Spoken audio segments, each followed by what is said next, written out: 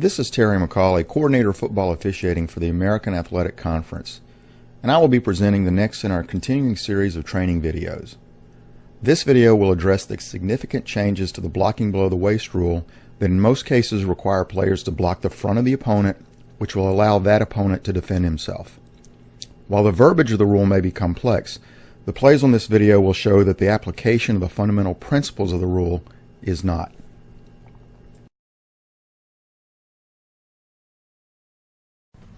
As I stated, the blocking below the waist rules changes now restrict most blocks to the front of opponent, such that that opponent can now defend himself.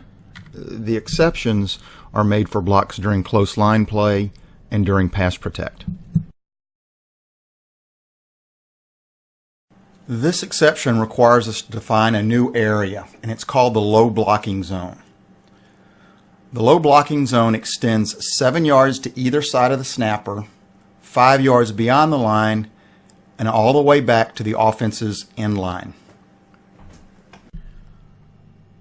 This exception applies to offensive linemen who are within 7 yards of the snapper on either side. Players more than 7 yards from the snapper are restricted. In this formation, we see that both tight ends would be part of the exception and would be unrestricted. If we put back number 42 on the line, he would also be unrestricted. Therefore, the tight end plus one position in normal splits would be unrestricted.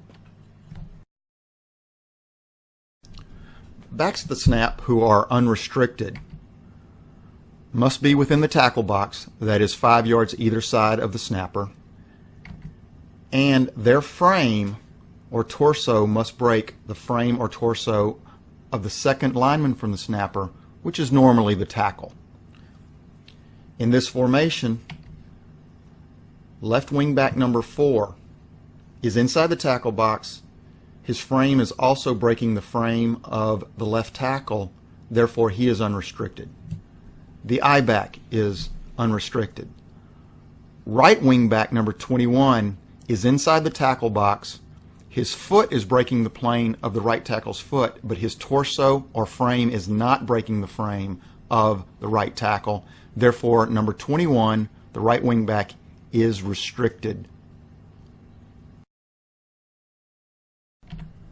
Backs in motion at the snap are always restricted regardless of their position at the snap.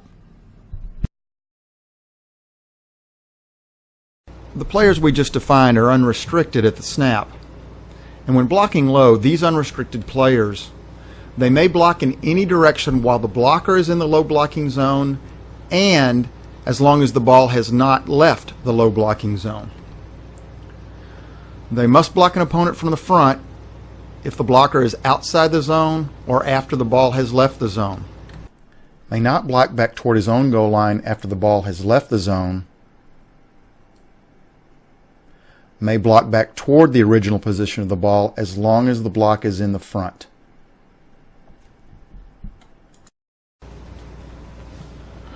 Restricted players, that is, linemen more than 7 yards from the snapper, backs in motion, and backs who are either outside the tackle box or outside the torso of the second lineman from the snapper. These restricted players throughout the down when blocking below the waist must always block an opponent in the front. May never block back toward the original position of the ball. May not block back toward his own goal line after the ball has left the low blocking zone. The front is defined as an area between an angle bounded by 10 and 2 o'clock faces shown here. Blocks outside that would be considered side blocks and would be illegal blocks below the waist, with the exception, as noted earlier, in close line play and pass protect. Okay, let's start by looking at side blocks. On this play, we're going to watch the right guard right here. And he's going to come down. The ball is going to be clearly outside the low blocking zone. He's come down and he's going to block from the side. We see the pass is thrown clearly outside and he blocks low from the side. This is a foul. On this play, we're going to watch the right tackle right here. He's going to get out in space. The ball is going to clearly have left the low blocking zone, and he's going to have a side block. He's going to commit a side block. In the past, this was legal. This is now illegal. So he comes in from the side right there, and we'll come back and look at it. For this to be legal, with the opponent facing directly toward the sideline, the front becomes this area right here, and we're going to see that the block is from the side, and this is illegal in 2013. Now let's look at peel back blocks. We're going to watch the right tackle.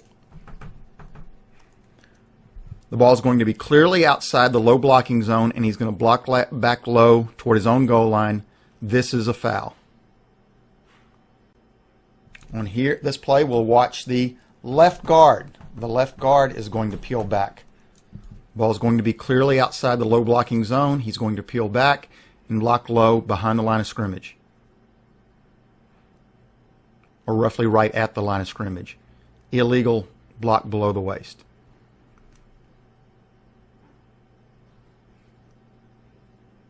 Left tackle. This one's a good one to look at. We see our low blocking zone, tight end +1, is going to be about right here. The ball is going to get outside, clearly outside the low blocking zone, and we get a low block.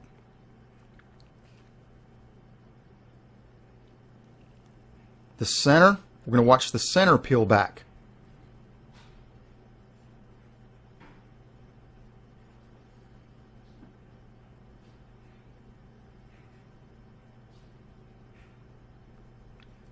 Also a foul.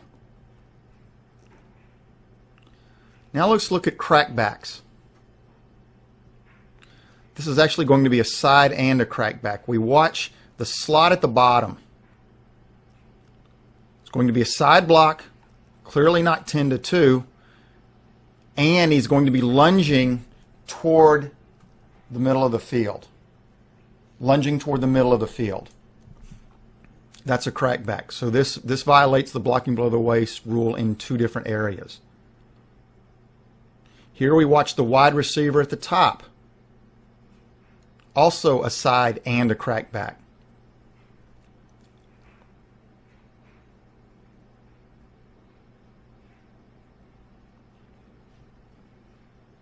And again, the primary direction of that lunge is toward the middle of the field. It's also a side block.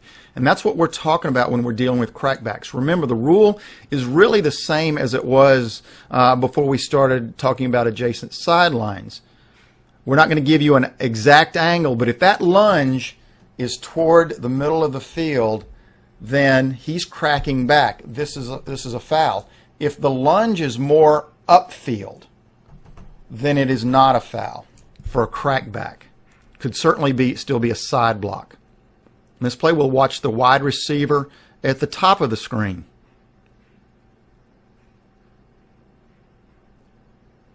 And we're going to stop it right here. There's discussion about, is there a yard line limit for a crackback? And while we don't have a limit, it's really the play that's going to dictate. Let's come back a little bit and watch this player right here. This play is well developed, well downfield.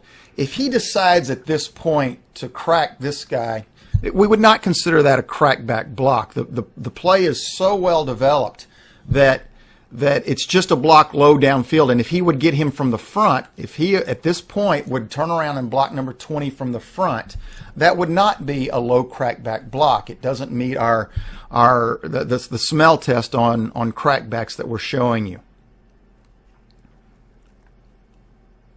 Here we see the end zone of the crackback. That is a crackback. Even though he's in the front, this is a low crackback block and is illegal, just as it was quite a few years ago. Watching these players over here, this is a crackback. You see that basically the receiver, the slot, does a down kind of an in as he cracks. Not really a route, but certainly he's going down and in as he comes back toward the ball. This is a low crack back. On this play, we're going to watch the wing back right here. He's going to block the linebacker right here. He's going to come in from the side as well as crack back low back toward the original position of the ball. This is a foul.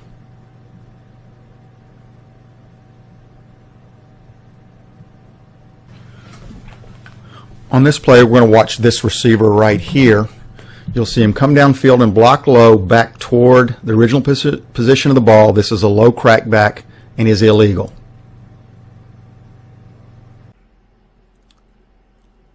The wide receiver at the top.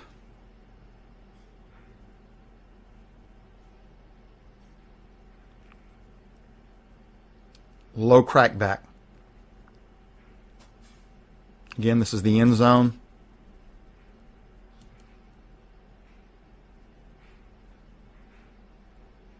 Low crack back. Now this play is legal. We watched the wide receiver at the bottom and we talked about the direction of the lunge or the block as he makes it. You'll see this one's slightly away from center, but this is upfield. He's in the front. He's lunging upfield. This is not a foul. This is not a crack back.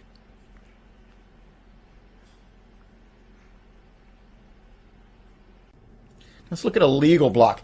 We've put in the philosophies that when in question the ball is inside the low blocking zone. So on this play, we're going to watch the left tackle. And it's going to be a quick pass. He's going to block from the side. So this is a side block right here. This is a side block. And the question is the ball inside or outside the zone? Well, by philosophy, when in question the ball is inside the zone, this is legal. This is legal.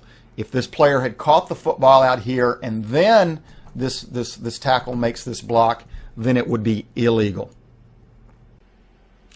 And just for purposes of showing you something other than the new rule changes, here we're going to have a low block by the defensive player, more than 5 yards.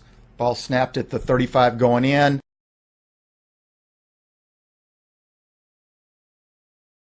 This is a foul.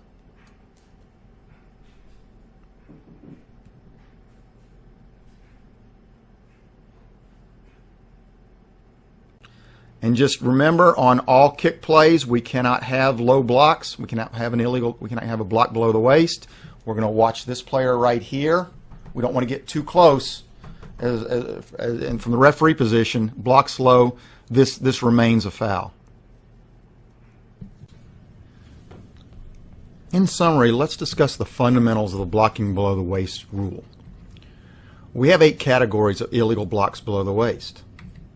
There are side blocks, peel back blocks, crack back blocks, and then we have several more categories that are unchanged for 2013.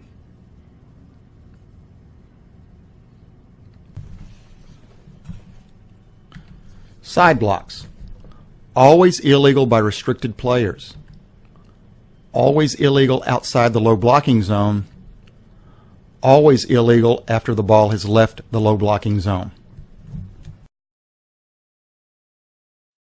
The peelback block is always illegal by any player after the ball has left the low blocking zone. The crackback block. It's always illegal by restricted players, and it's never illegal by unrestricted players. These are the fundamentals of the blocking below the waist rule. It is imperative that they be applied consistently across the country, and we hope this video has answered the questions you may have had on this rule change. Best of luck to all of you for a safe and successful season.